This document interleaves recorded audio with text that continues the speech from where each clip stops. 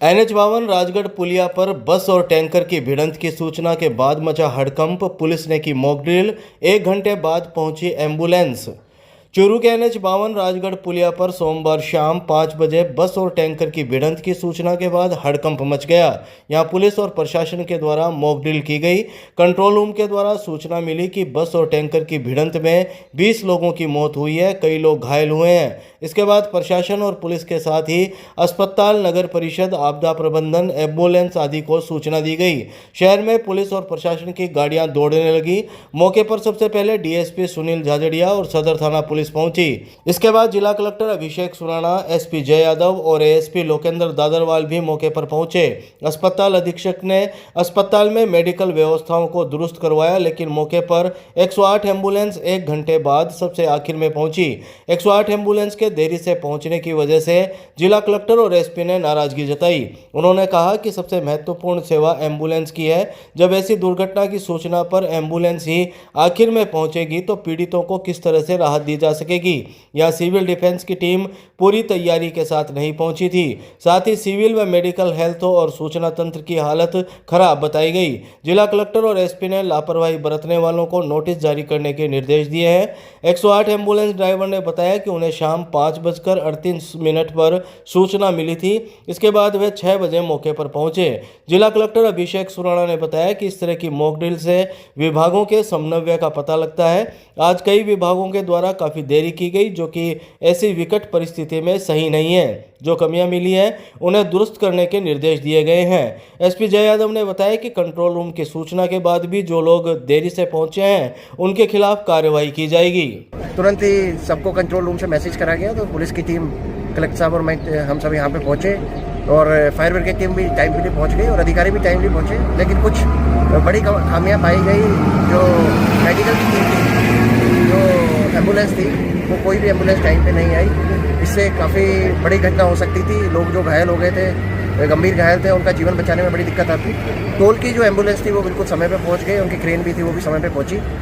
और हमारे control room के पास जिनके नंबर नहीं थे उनको भी अपडेट कराया जा रहा है कि सबको सूचना तुरंत मिले और सब मौके पर तुरंत पहुँचे। और आगे से जिनकी अभी लापरवाही रही है और जो घटना के जल्दी रिस्पॉन्स नहीं कर पाए उनके खिलाफ कार्रवाई करें। पुलिस का रिस्पॉन्स हो, पुलिस के भी अलग अलग जो प्रपोस्ट है उनका रिस्पॉन्स हो, अपने नगर परिषद से जो लोग, अपने फायर ब्रिगेड है उसका रिस्पॉन्स है, सिविल डिफेंस का रिस्पॉन्स है, हॉस्पिटल वाले सिस्टम का रिस्पॉन्स है, प्रशासन का रिस्पॉन्स है। वो सारी चीज़ें, सीनियर अधिकारी कितना टाइम लगता है, क्या होता है, वो सारा कुछ देखा गया। और मुझे लगता है एक तैयारी के लिए बहुत ज़रूरी है कि बार बार समय समय पे इस तरह की मॉक ड्रिल होती रहे, क्योंकि कई बार जैसा आज भी हमें देखने को मिला कि कई लोग थोड़ा सा आने में, कई लोगों को काफ़ी समय लगा। और किसी भी विपरीत परिस्थिति में इतनी देरी, गोल्डन आवर जो होता है, वो नुकसान होना ठीक नहीं है। हम कोशिश करेंगे कि व्यवस्थाओं को और अधिक दुरुस्त करें और आज जो कमियां अभी रही है, जैसा आपने भी देखा है, कमियों को और कैसे दूर करेंगे इसके लिए प्रयास। गांव बीनासर से सदर पुलिस ने हिस्ट्री शीटर को किया गिरफ्तार, SDM कोर्ट में किया पेश। चूरू के गांव बीनासर से सदर थाना पुलिस ने एक हिस्ट्री शीटर को गिरफ्तार कर लिया। पुलिस ने उसे SDM कोर्ट में पेश किया है। सदर थाना के हेड कांस्टेबल संजय कमांडो ने सोमवार सुबह 10 बजे करीब जानकारी देते हुए बताया कि पुलिस की टीम एरिया डोमिनेशन अभियान को लेकर गश्त करते हुए सर्च के लिए गांव बीनासर में पहुंची थी।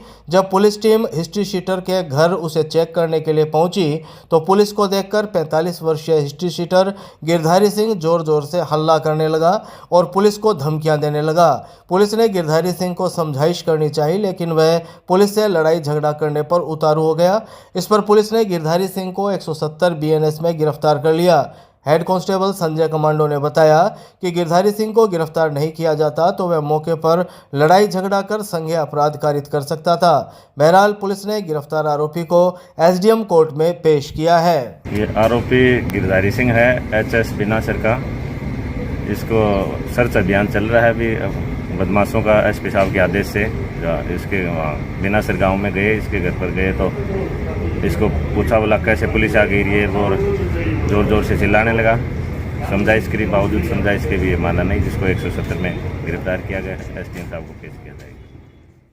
वार्ड संख्या 42 में 72 वर्षीय पिता को बेटे ने दांतों से चबाया और भाई पर लाठियों से किया हमला। पुलिस ने किया आरोपी को गिरफ्तार। चूरू शहर के वार्ड संख्या 42 में 72 वर्षीय पिता को एक 33 वर्षीय बेटे ने अपने दांतों से चबा डाला और भाई पर लाठियों से हमला कर दिया। कोतवाली थाने में दर्ज इस मामले में पुलिस ने आरोपी बेटे को सोमवार को गिरफ्तार कर लिया। कोतवाली थाने के हेड कांस्टेबल सुभाष चंद्र ने शाम 5 बजे करीब बताया कि वार्ड संख्या 42 के 72 वर्षीय भंवरू खां ने 16 अप्रैल को मुकदमा दर्ज करवाया था कि वह अपनी जमीन में पुराने मकान को तोड़कर नया निर्माण कर रहे थे। तब उसके बेटे आरिफ ने उसके और उसके दूसरे बेटे अयूब के साथ गाली गलौज व लाठी से मारपीट की।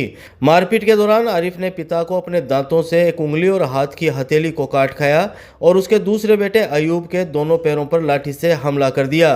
पिता ने आरोप लगाया कि उसके बेटे आरिफ ने उसे जमीन पर पटककर मारपीट की। उन्होंने बताया कि आरिफ ने अयूब की जमीन में ही कब्जा कर रखा है। वह अपनी पत्नी को हमेशा आगे रखता है और झूठे मुकदमे में फंसाने तथा जान से मारने की धमकी देता रहता है। पुलिस ने भंवरू खां की रिपोर्ट पर आरोपी आरिफ के खिलाफ मुकदमा दर्ज किया था, जिसके बाद सोमवार को उसे वार्ड संख्या 42 से गिरफ्तार कर लिया गया। गांव सहनाली के ग्रामीणों ने एक महिला पर लगाया झूठे मुकदमे दर्ज करवाने का आरोप, एसपी दफ्तर पहुंच कार्यवाही की मांग। चूरू के गांव सहनाली के ग्रामीणों ने एक महिला द्वारा ग्रामीणों पर झूठे मुकदमे दर्ज करवाने का आरोप लगाते हुए सोमवार को एसपी जय यादव से न्याय की गुहार लगाई। ग्रामीणों ने आरोप लगाया कि उक्त महिला द्वारा गांव के 15 से 20 व्यक्तियों के खिलाफ झूठे मुकदमे दर्ज करवाए गए हैं। उनकी मांग थी कि ऐसी महिला के खिलाफ कानूनी कार्रवाई की जाए। गांव के रामनिवास सिहाग ने शाम 5 बजे करीब बताया कि उनके गांव की एक महिला ने गांव के कई व्यक्तियों के खिलाफ छेड़छाड़, मारपीट, अनुसूचित जाति एक्ट के अंतर्गत मुकदमे दर्ज करवाए हैं। वह आदतन मुकदमेबाज महिला है। उन्होंने बताया कि उक्त महिला के द्वारा पहले भी ग्रामीणों को झूठे मुकदमों में फंसाया जाता रहा और फिर रुपए लेकर राजीनामा किया जाता रहा है। उन्होंने आरोप लगाया कि उक्त महिला 6 महीने जेल में भी रह चुकी है। अब उसने रुपए हड़पने की नीयत से 2 व्यक्तियों पर झूठा मुकदमा दर्ज करवा दिया।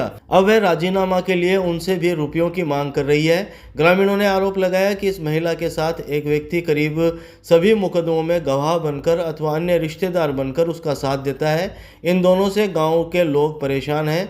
ग्रामीणों ने ज्ञापन के जरिए मांग की है कि उनके खिलाफ कानूनी कार्रवाई की जाए। महिला है जो मान ले गाँव में आज तक में तारा के कोई पर मुकदमा करनो कोई क्यों करनो रोज के रोज है वो लफड़ रहे तो ये वास्ते तंग आ गया कि कोई स्थायी समाधान क्यों के तंग करे वा तंग आ करे कोई छेड़छाड़ का मुकदमा लगा दियो, कोई का क्यों लगा दियो, कोई का क्यों लगा दियो।